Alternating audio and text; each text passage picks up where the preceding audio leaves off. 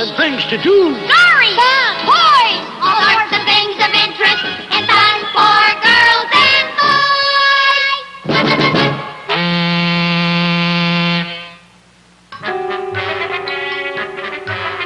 Oh, boy, now these funny company kids are building a radio station. Maybe I can get at controls and send messages to the forces of evil. How's it coming, Dr. Todd? We still have some tinkering to do before we can try broadcasting. Well, meanwhile, let's catalog our music records. Catalog? Yeah, we've got to put the music in order so we can use it as a library. Well, music is music, isn't it? Yeah, but this way, if we're doing a radio play and we'd need mystery music, we could find it more easily. Here's one. It's called Movie Chase. Well, sounds like an old comedy with the Keystone Cops. Terry, that's your cue. I'll make the lights flicker like the movies used to. Just think, with our radio station, we can tell the whole world how much fun we have. Huh. This radio station will be lucky if we're heard in the next block. Maybe we could use Telstar. Telstar? What's that? Oh, it's a wonderful thing that's happened to link the world together in even better communication. See, if I could get at controls, I could reach world capitals with my poisonous messages. The Telstar idea really started with the Echo satellite.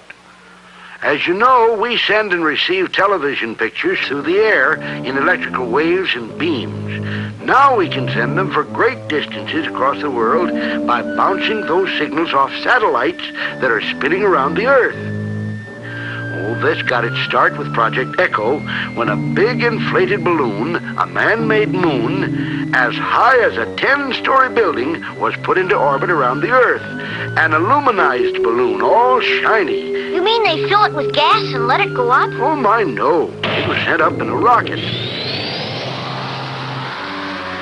The balloon was deflated at the start, and when the rocket got in orbit, the nose part separated,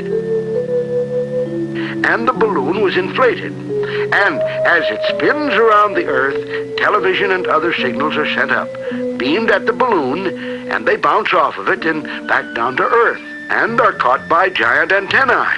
But you can only do that at certain times in Echo's orbiting cycle. You mean only when it was at a spot between the sending and receiving points where the signal could be bounced? Well, that's right.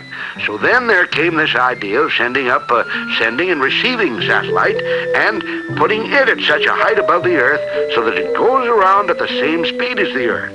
That way it would stay in one spot above the Earth. And if you had 3 such satellites above the Earth at equal distances and generally above the equator, why, you'd have constant mirrors or receiving and sending stations. And then you could send signals at any time, all the time. Mm-hmm.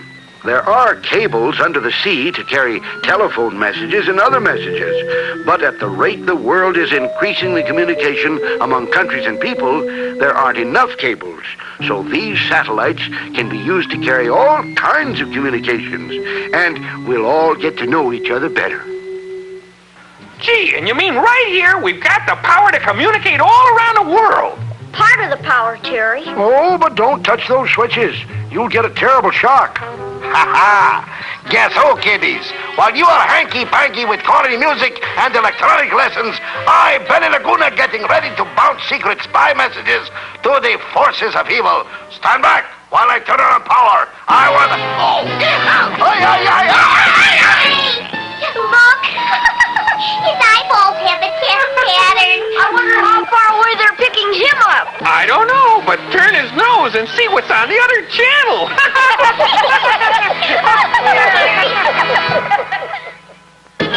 And now it's time to go. We hope you liked our show. And we'll be back as quick as 1, 2, 3.